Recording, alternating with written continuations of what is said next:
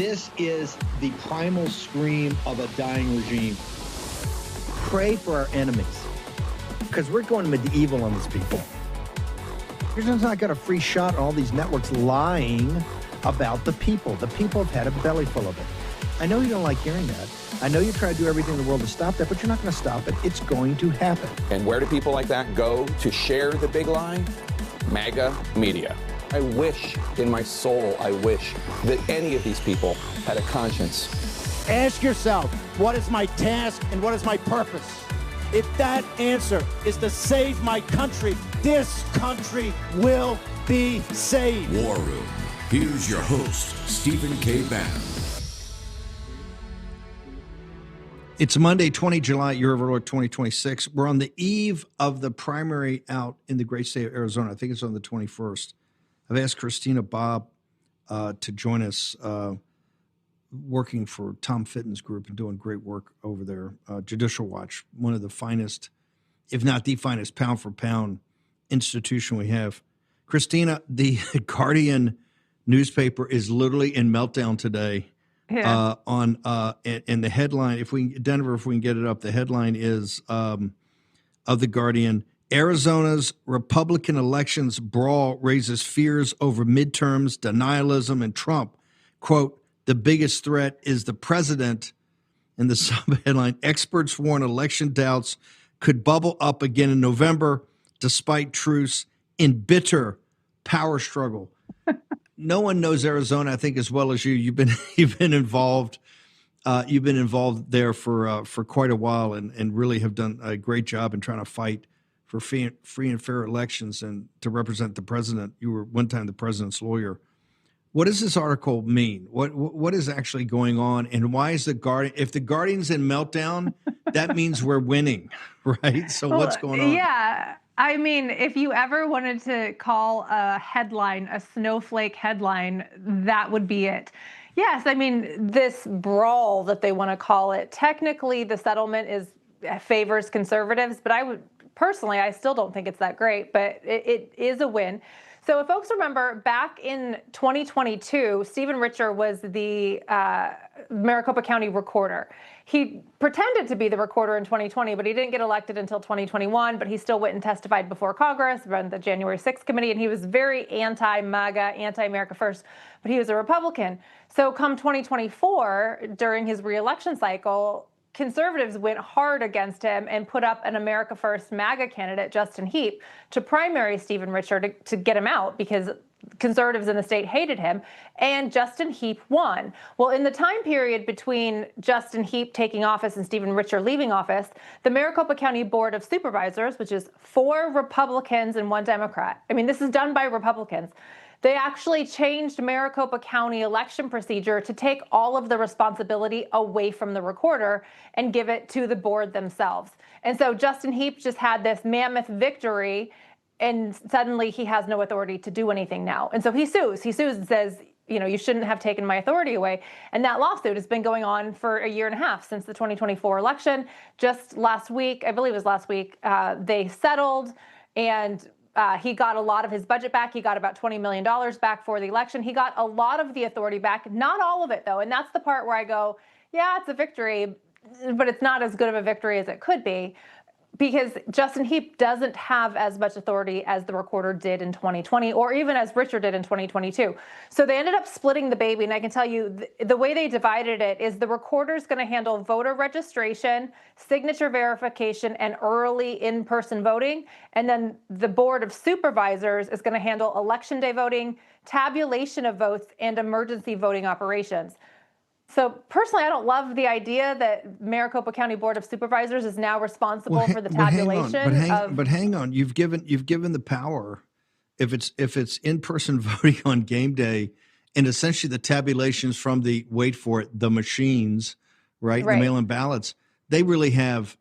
It's a 2/3, 1/3. They have 2/3 of the power, correct? Of the real power to determine who actually wins these elections. Yeah, they're the ref that gets to call it. So that's why I don't love it. I mean, it's being touted as a win because he got $20 million back and he has a lot more authority than zero. But, I don't trust the Maricopa County Board of Supervisors. And I'm not sure that The saving grace to all of this is I think they're incompetent enough to possibly accidentally do it correctly, if that makes sense. I don't think they're smart enough to actually, but I think they're figure it out. I think they're incompetent, but I think they're malevolent. Let's just go through it again. What is the recorder used to have all this power? Right? Yeah, these all used to be under the recorder. What does the recorder have, which is a MAGA supported recorder? What is what power does he have now? So he's going to handle voter registration, signature verification. So that's all the mail-in votes. It's going to be his responsibility to ensure that the mail-in ballots are legitimate ballots, and early in-person voting. So everything before Election Day, and then everything Election Day and after is the board. And Election the Day total tabulation. And when you say tabulators, you mean the machines? Yeah, I mean the machines. I mean all of it. The tabulation of votes that authority is with the Maricopa County Board of Supervisors.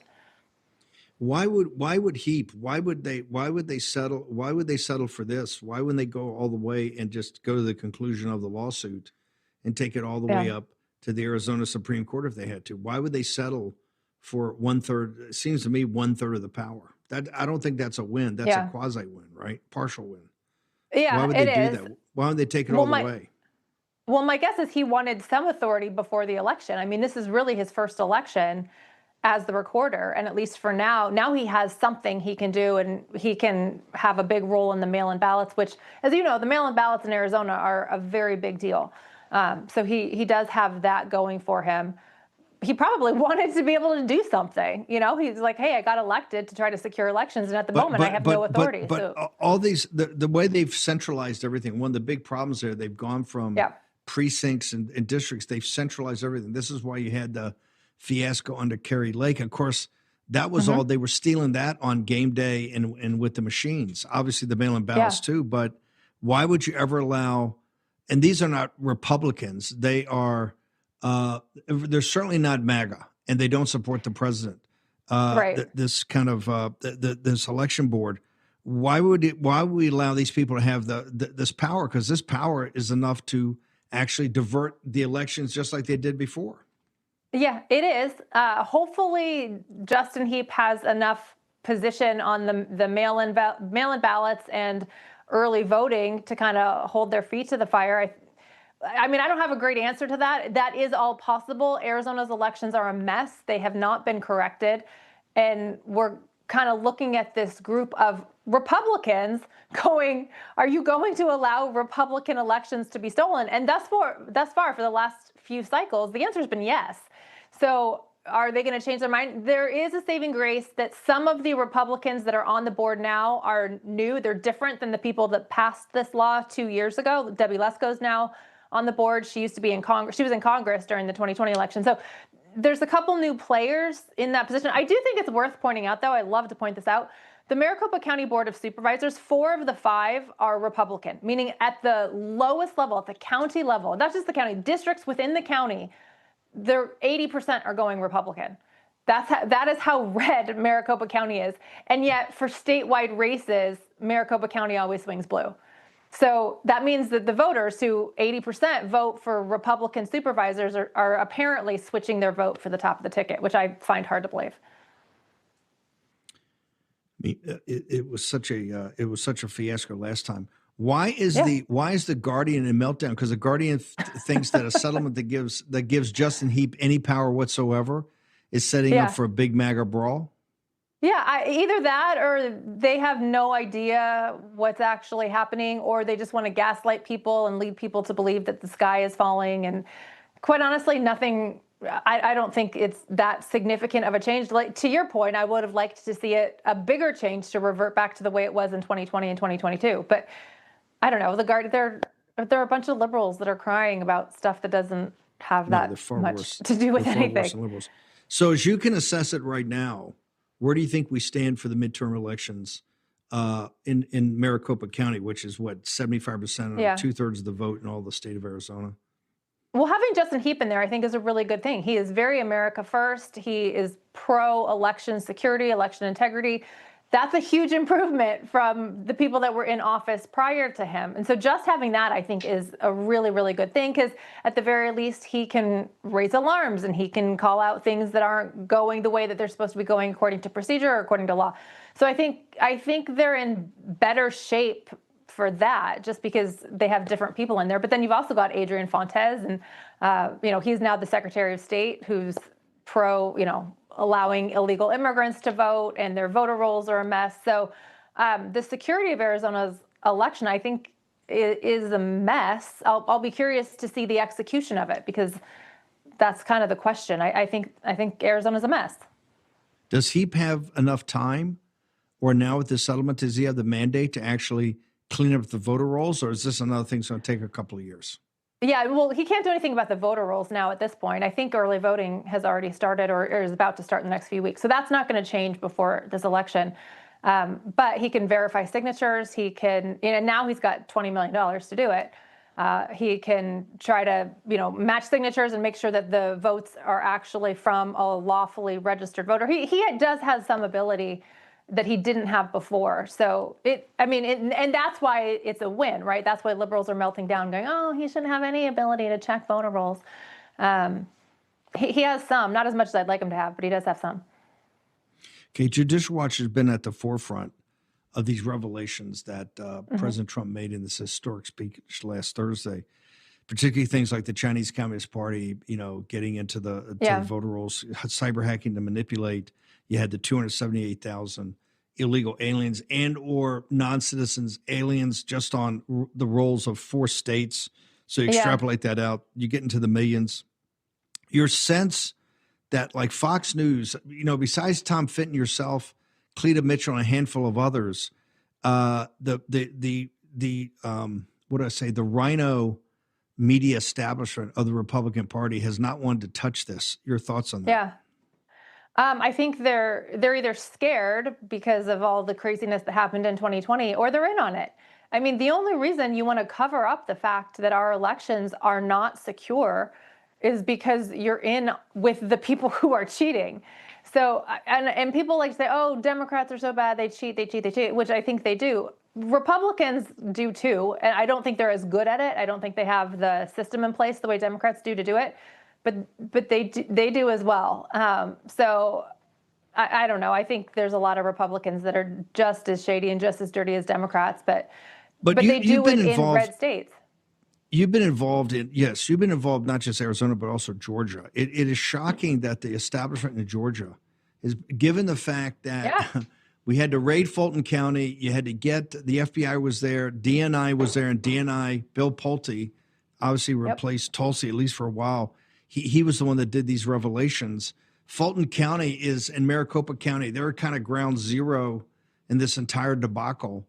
And you don't have Kemp or any of the Republican establishment at all talking at all what the president said on Thursday night. I mean, how can we justify that? How can a group of Republicans that control the state look the other way when corruption is rampant? The stealing of elections in Fulton County is a cancer that is still metastasizing, ma'am.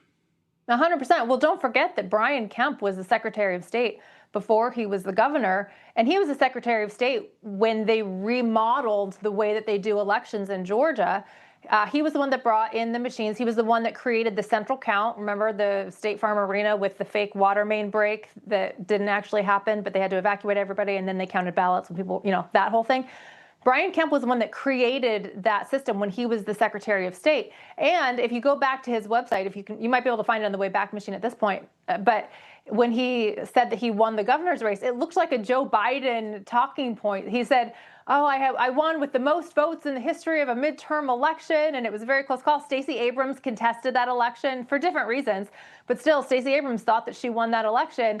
So under questionable circumstances, very similarly to Joe Biden, does Brian Kemp take the helm after he recreated the procedure for the election in Georgia.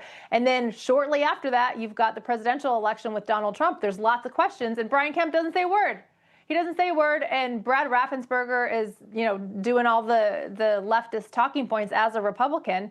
So yeah, I think there's a lot of questions that I'd love to have them answer. Do you think right now there's up on the Hill, they're trying to 1,000,001 perturbations. And for the White House staff that's working on legislation, they're doing what they can do to try to have every type of, I don't want to call them gimmicks, but they're, now we're going to attach it to a CR. They're trying to move heaven and earth to get the Save America Act passed against a Senate that's kind of dug in and treating President Trump as a lame duck. Given all the merits of the Save America Act, we're burning daylight right now. I mean, what is your assessment of the Save America Act and where it stands on Capitol Hill? And do we have enough time, if it's passed right now, in order to implement anything, ma'am? We're coming up on the deadline. I don't know the exact deadline, but I believe we still have time right now. But I would say to Thune, have a vote. And Thune keeps coming out and saying, oh, well, we don't have the vote, so I'm not going to hold the vote because what's the point? Because it's not going to pass. The point is the American people need to see where each of the senators stand. Where do they stand? And are these people that we want to replace? We can guess. Is it Susan Collins, Lisa Murkowski? You kind of know who the regular players are, but is that them? Is there more? So I think Thune needs to hold the vote just so Americans can see. And I don't know. I think the Republican Party is struggling. I think they are painfully unaware of how much the American people are frustrated with them. And they think just because they're not crazy Democrats, that Americans are just always going to support them and always going to get along with them and support them in their elections just because they're not Democrats. And that's just not true. So, I think they're kidding themselves if they think this isn't going to come back to haunt Republicans in the primary, in the midterms. Do you think that enough, have you seen what the president's put out and other information is coming out and just your normal work? Has he laid the predicate for either a national security emergency and or an executive order that says, he just goes, hey, look, we're too late to implement the SAVE Act, even if we can pass it. And there's no assurance now we're even close to passing it, given all the different perturbations the White House staff is looking at to attach it to CRs and to attach it to must-pass pieces of legislation. Do you think the president ought to just take executive action on this, ma'am? That's a tough one, because if we look back at 2020, all of the state governors, the Democrats, they all took executive action, declared a state emergency because of COVID, and changed election procedures and just forced mail-in ballots down our throats illegally outside the process of the state legislatures. And it forever has changed the way we do elections now. And I think that's terrible. I think it was terrible what they did. It was illegal what they did. And we got a terrible result because of it. So I'm not a fan of that. I do think our elections are in jeopardy, and I think Americans are concerned that the people that they're truly electing are not the ones that ultimately take office. So I don't have a great answer for that. If our elected leaders aren't going to ensure that the right winners are actually the ones that take office, Americans are going to have to get creative about how to hold their supposedly elected leaders accountable, because it's delegitimizing our government. Right now, where we stand on the 20th of July in the year of our Lord 2026, 100 days basically away from voting, and early voting I think starts on September 20th. So it's 60 days away from early voting. What is Judicial Watch? What is your guys' take on things? We can't have another election that could call into question, particularly given this report the president has. What do you guys recommend? Get involved. It's up to the American people, because our leaders clearly aren't doing it. We've had record numbers of volunteers over the last couple election cycles, and it's going to come down to the volunteers. Even if you feel like, I'm an observer, I don't get to do that much, having you there as an observer is incredibly important. And that's kind of what sounded the alarm a lot in 2020, was observers that were like, wait a second, we're getting kicked out. They're boarding up the windows. The whole story, it came from people who were on the ground and could talk about it. So, it's an all hands on deck moment where we need everybody who can be involved needs to be involved. Where do we go to track you on social media? What are your coordinates? Where do we go for Judicial Watch on this topic, ma'am? Yep, you can go to Judicial Watch and you can search our press releases on election integrity or election security. You can find me at Christina_Bobb on X and Instagram and Truth. Thank you, Christina, and good victory out in, not perfect, but good victory out in Arizona. Yep. Thank you, sir. Mark Pulliam, from misrule of law I guess blog, website, news site. One of the things we talk about here, we have the Viceroy on, we have, because so many of the topics we deal with, I don't like it because I'm not a lawyer, and I'm not a lawyer for a reason. I didn't want to go to law school, right? I didn't want to be a lawyer.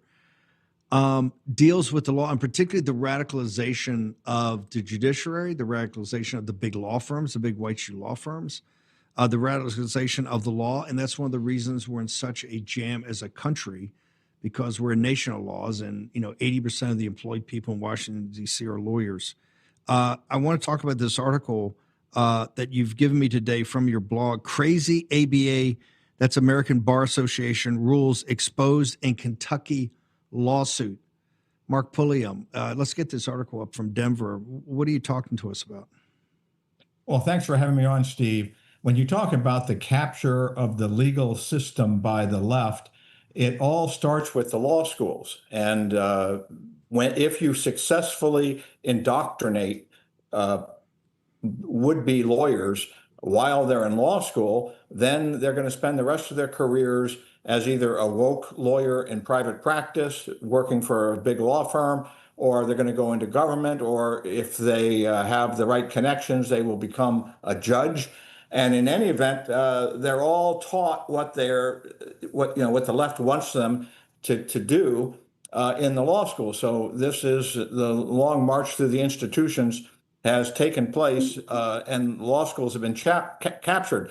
And one of the reasons that they are captured and will stay captured is because the American Bar Association has been granted monopoly status over the accreditation process for law schools.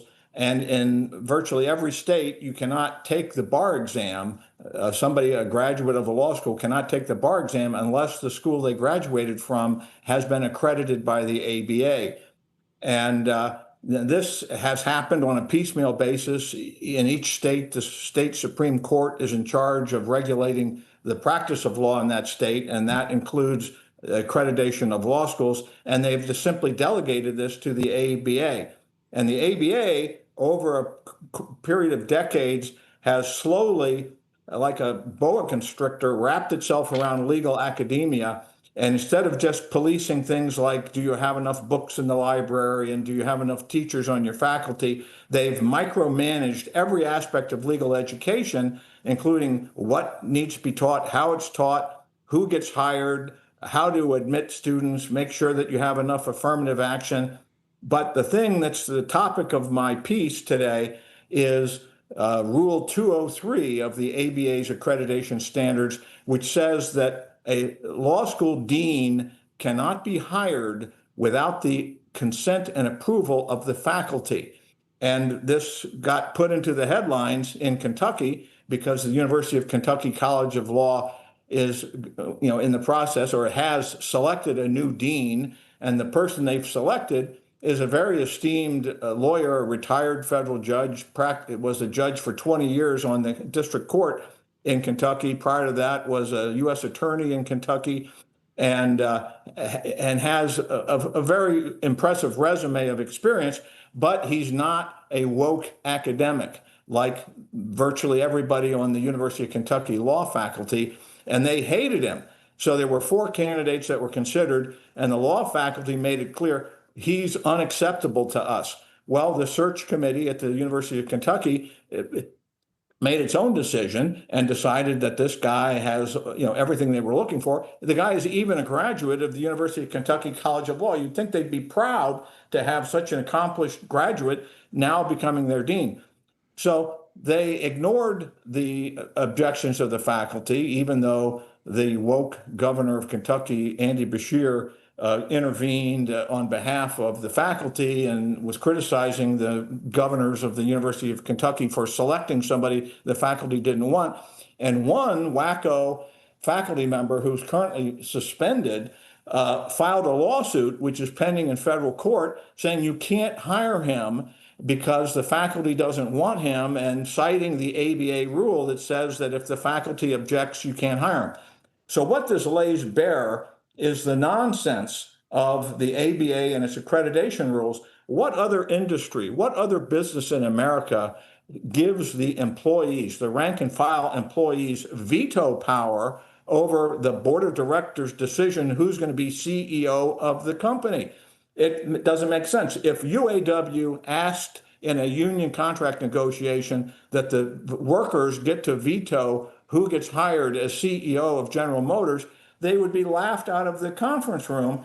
But yet that is the existing status quo when it comes to ABA accreditation of law schools. There's a movement underfoot to eliminate the ABA's monopoly status. That has to be done on a state-by-state basis, but it's gaining traction. And I think this case is an illustration of why those reforms need to be made. So let's say you have a faculty that's comprised of majority of left-wingers, and that's true, I think, of every law school in America.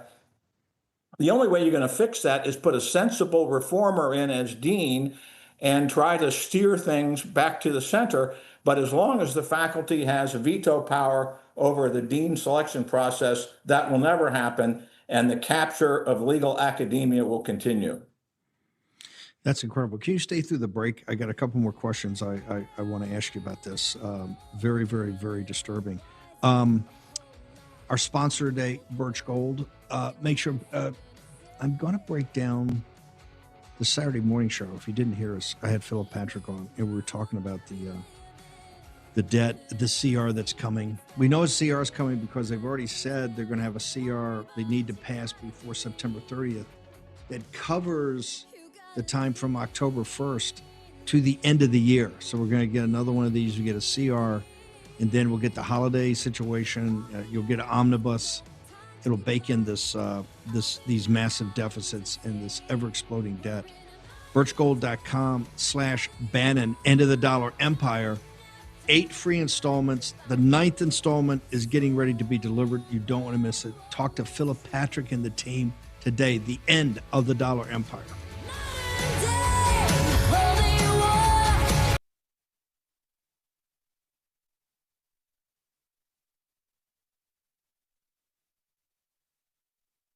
War Room. Here's your host, Stephen K. Bannon.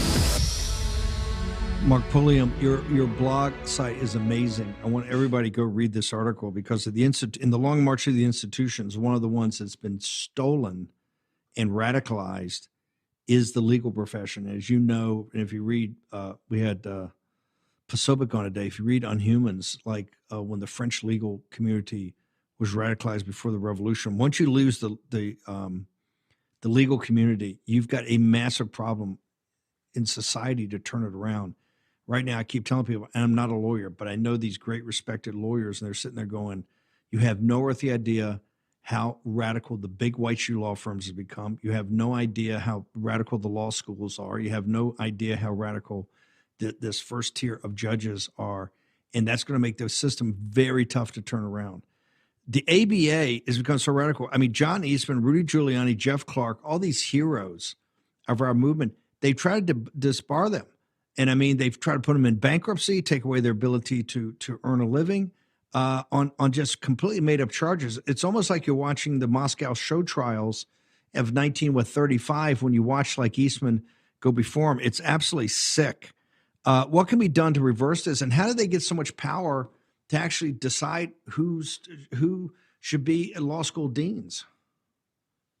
Well, the ABA's monopoly over law school accreditation has 2 sources. One is each state's Supreme Court has to decide who's eligible to take the bar exam in that state. And maybe due to laziness, maybe due to inertia, almost all states have delegated that function to the ABA. And there's a movement now to change that.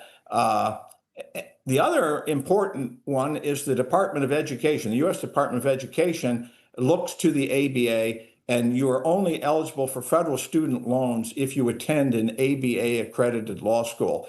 And so the Department of Education, I think, can and should kick the ABA out of that, just like the Department of Justice has kicked the ABA out of evaluating judicial nominees. It's a left-wing special interest group. It's like the Southern Poverty Law Center or the ACLU. And Unfortunately, as long as law schools remain this training ground, this indoctrination camps for left-wing legal activists, that's, we're going to have the lawfare is going to continue. The out-of-control pro bono programs by the big law firms is going to continue. The crazy Orwellian disciplinary process conducted by state bar associations is going to continue. So we really, in order to fix our legal system, you have to fix legal academia. And in order to fix legal academia, you have to kick the ABA out of the accreditation process. Each state is going to have to do that. Tennessee is considering it right now. In fact, Michael Patrick Leahy's law school, the National School of Law, is not ABA accredited, but in Tennessee, they are allowed to take the bar exam anyway because they have a century of a track record of producing good quality law graduates. Yeah. So this is a big job. Our legal academia didn't get corrupted overnight, and it's not going to get fixed overnight. But we have to focus attention on this. I want everybody to go to this. I want everybody to go to your blog and read this real quickly because I'm pressed for time. Beshear is running for president in 2028. He's presenting himself like Cooper. You got all these Southern, progressives or left wingers that present themselves as moderates, right, centrist, men of the people. Beshear's taken the side of the ABA on this. Is he at all a moderate, or is this another example of him showing his hand that he's actually pretty radical? Well, he's just showing his hand, and hopefully Kentucky voters will figure that out. His father was a very popular governor. He's a good-looking guy, and he's snookered Tennessee voters for that reason. But they are a pretty conservative lot up there, and I hope that they recognize and Democratic. Unfortunately, there's no such thing as a moderate Democrat anymore. They're all radicals. And so if you're running, he is going to be a serious candidate, but the public needs to know he's just, a less slick Gavin Newsom. Right. Mark, one more time, where do people go to the blog to get all the information, and what's your social media? What are your coordinates? Okay, so misruleoflaw.com is my blog, and that's also my X handle, and I have a Facebook page, Misrule of Law. And I've made it a cause in my retirement to atone for the legal profession, which I participated in for 30 years. And so I'm the voice in the wilderness of, you have to fix this. Well, we're going to make sure you're not in the wilderness. We're going to get everybody to go there. It's fantastic. Thank you, sir. Appreciate you. And I appreciate Michael Patrick Leahy for turning the war room onto you. Thank you. I didn't have time the other night. We did the coverage because we kind of punched out early. Jim Hoft and Patty McMurray join us. The president talked about the Michigan situation and really talked about, I guess, the FBI and others understanding there were crimes committed and not just looked the other way, but went other way to thwart it. The country owes the Gateway Pundit and Jim, you and Patty, just so much gratitude for the work that you guys did and for the years you worked on this and were mocked and ridiculed every day you did it. It only turns out that everything that you said, and you came on the show years ago, everything you said was absolutely gospel truth. It's been proven by the internal emails and text messages. So explain to us, and maybe Patty, you or Jim, you guys figured it out, but give me the 2-minute summary of exactly what went on that you would come on the show and talk about and what was basically backed up in the president's talk the other night. Patty, if I could, I'll say a couple of things, but Patty's the expert here, Steve, and she did tremendous work here with some activists from Michigan, some activists from Muskegon, Michigan, who got this started, who were able to FOIA this buried police report over there about what happened in Muskegon during the 2020 election. And this group, GBI Strategies, that we named in our reports, was sending out all of these stacks of fraudulent registrations to several counties around the not just Muskegon, but several county clerks around Michigan. And we know these were fraudulent from the report that was released last week. The FBI actually did a test on some of these ballot registrations that came in. And in their report, they said that 13 out of 20 were bogus registrations and had to be thrown out. so it's tragic that no one was prosecuted. That's what we saw. We also saw in these documents that came out. But this was completely Patty and the wonderful people from Michigan who are so active up there trying to clean up their elections, Steve. And I want to thank you. You were the lone voice out there, Steve, that was reporting on this huge scandal. The war room, the posse, they know what happened because they heard us several times come on your show and discuss this. And anyway, so I want to thank you. Fox didn't do this, CNN. All this was new to all of the channels out there because it's never been reported. I had the easy, I do have the easiest job in the world because I got a microphone and a platform and the greatest audience in the world. You guys do the work. Patty, go through and talk about the level of work, what the volunteers did, what you guys did to break this case years ago, and still nobody listened to you, ma'am. Yeah, thanks for having me on. I do want to give a big shout out to a couple election integrity activists up in Muskegon. One of them, Chris Kajoya, who actually, he actually sat down with Lieutenant Anderson. And, you know, I don't have the exact details, but it's my belief that Lieutenant Anderson, who was the primary lieutenant or detective in this case, in the GBI Strategies case, working for the Michigan State Police, wanted this story to get out because he spoke with him at length about this case, and he actually gave him the case number and suggested he FOIA it. So a friend of his, Keith Hinkle, FOIA'd the report, and that's how I got the report. It was FOIA'd in February of 2023. So I can't speak to the motive of Lieutenant Anderson, but I can say that he encouraged them to review the documents and to look at the state police report. I think probably a lot of the frustration comes from the fact that they had done all this work. And as Jim mentioned, this was not, as people keep calling it, a Muskegon case. This was a statewide election or voter registration fraud scheme that was taking place. And GBI Strategies, who called themselves Empower Michigan in the state of Michigan, was sending boxes of voter registrations, fraudulent voter registrations, to clerks across the state of Michigan. We wouldn't have known that because that was not in the Michigan State Police report, except after the first report that I released, we got a call from a whistleblower who wanted to allow me to look at the clerk's Facebook page in Michigan, which I did. And I was able to see just all kinds of conversations from these clerks that were sharing photos and discussions about these boxes that they were getting from a hotel in Auburn Hills, Michigan, a Staybridge hotel, and with the initials EM at the top of the return address, which stood for Empower Michigan. And they were sending these boxes of fraudulent registrations to clerks across the state of Michigan. So this was not localized to Muskegon like many people think it was. The headquarters for GBI Strategies was in Southfield, Michigan, and that's actually the place that the Michigan State Police raided. And then I think for people that don't know the full story, when the state police raided the headquarters, they found the prepaid voter registration or prepaid cards that they paid the canvassers who were getting these fraudulent voter registrations for them. And it's also worth noting that anybody that worked for GBI Strategies / Empower Michigan had to provide their social security number and a license that they would make a copy of and save it in their files. And that's also in the police report, so that they could collect fraudulent voter registrations with no identification. And then, of course, we don't check voter IDs in the state of Michigan. But another thing I wanted to point out about this report that I think is extremely significant is, as everybody knows, Jocelyn Benson, our current Secretary of State, who's the most dishonest Secretary of State in the country, is running for governor now as the Democratic candidate for governor. And her investigator, Corey Ames, was deeply involved in this investigation.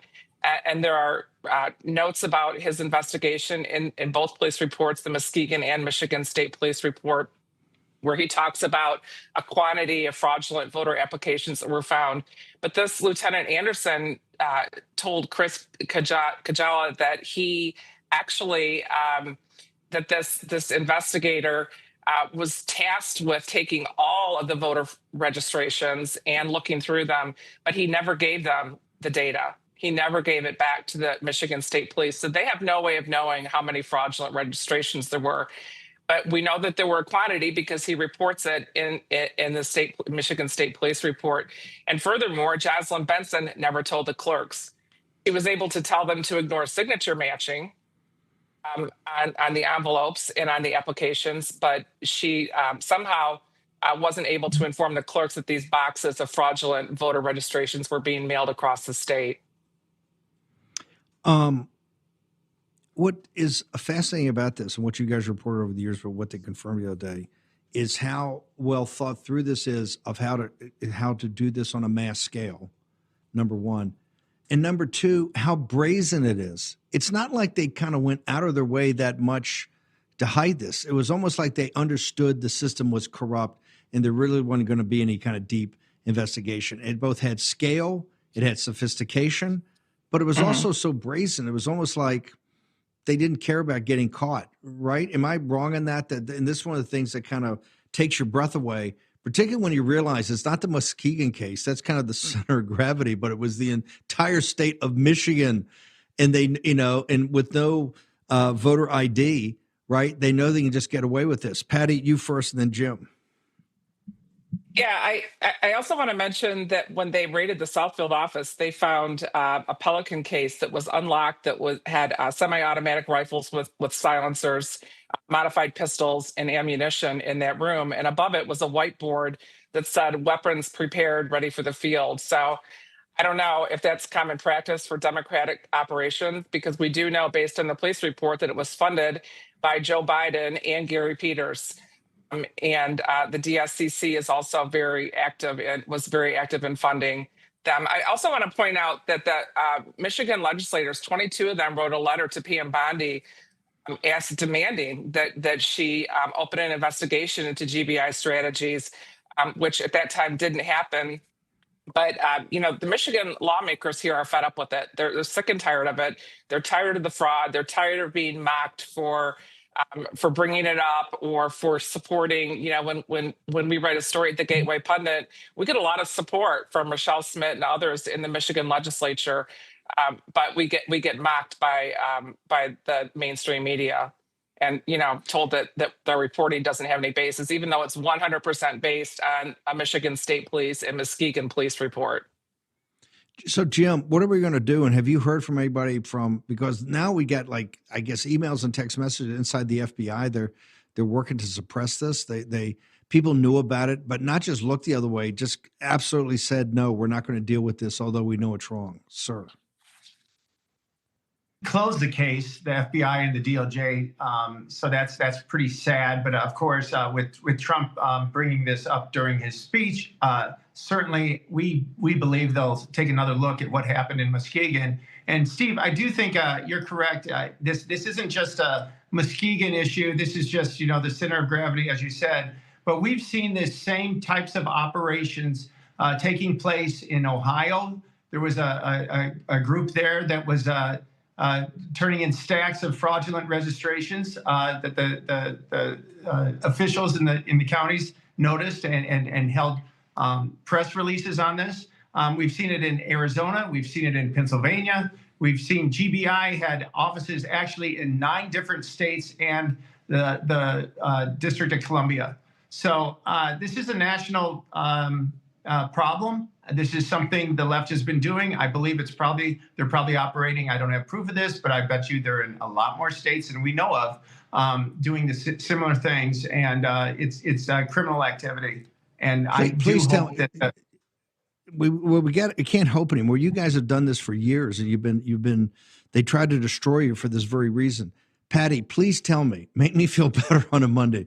Please tell me, after Thursday night, you've been inundated with calls from DOJ and FBI officials that want to sit down and go through and have your entire team brief them, please? Yeah, sorry to report that I can't tell you that. Don't you find that kind of shocking? Don't you find that kind of shocking? You guys have taken some of the initial investigative work, but actually put it together so you can understand it. Is it shocked you that no one's reached out to you yet?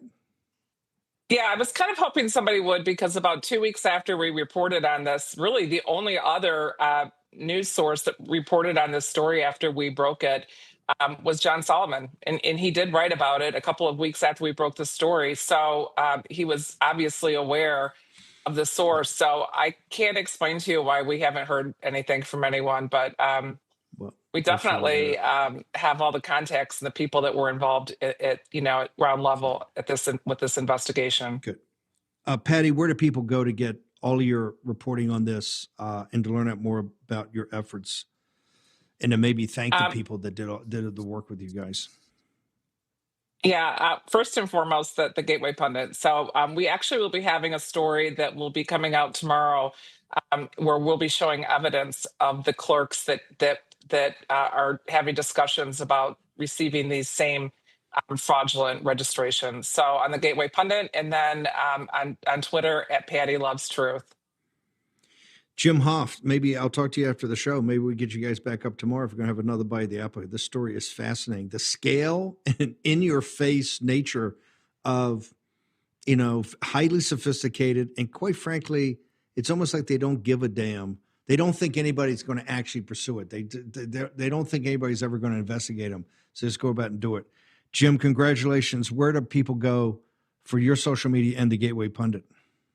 Yeah, Steve, thegatewaypundit.com is our website, and you can find us on Twitter and Getter, and I guess it's called X, and Facebook, and all of the social media platforms.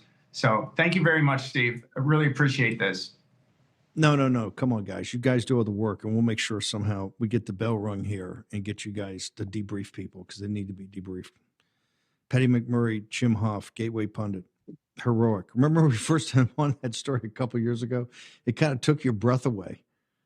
Of course, 2 years later, but we got to put it to bed, and it has to be investigated. People have to go to jail for this.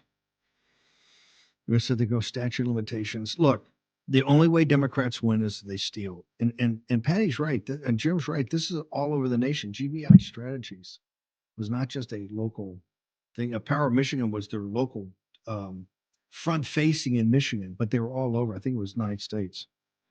I want to thank. So, since the underwriting of Obamacare is going away, I think it's like a third of the people have dropped it. Doesn't mean that you don't need health insurance. There's a new way to look at things. America's Health Share. Go to freedomforhealth.org/Bannon. That's freedomforhealth.org/Bannon. You get all the information. This is a totally different take on how one would actually get insurance. But it's going to take some understanding of yourself. You're going to spend some time, but the savings can be very dramatic. In other words, you're not going to make the decision: do we put food on the table or pay the mortgage, or make sure the family's got health insurance? Go to America's Health Share. Go to that website set up just for the war room. That is freedomforhealth.org/Bannon. Go check it out today. Okay, we're going to be back at 10 a.m. Eastern Daylight Time tomorrow. Absolutely amazing show. I think we're going to add Jim Hoft and Petty McMurray too. See you tomorrow morning at 10 a.m. Eastern Daylight Time. We'll be back in the war room.